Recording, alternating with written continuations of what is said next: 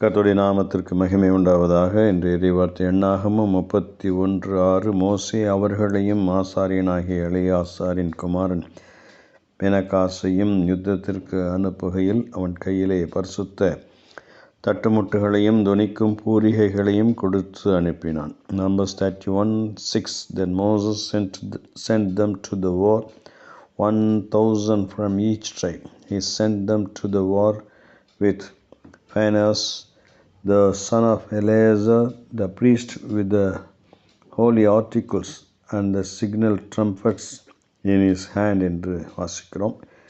மீதியானியர்கள் இஸ்ரவேல் புத்திரருக்கு விரோதமாக துரோகம் பண்ணி அவர்கள் ஸ்திரீகள் காரணமாக இருந்தார்கள் என்கிறதை நாம் பார்க்கின்றோம்.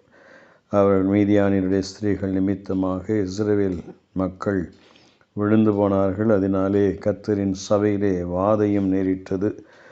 அவர்களை பழிவாங்க வேண்டும் மீதியானியரை இந்த நிலைக்காக என்பதை ஆண்டவர் அறிந்து எல்லா கோத்திரங்களிலிருந்தும் யுத்தத்திற்கு அனுப்பும்போது பினகாசிடம் பரிசுத்த தட்டுமுட்டுகள் தொனிக்கும் பூரிகைகளை கொடுத்து அனுப்பினார்.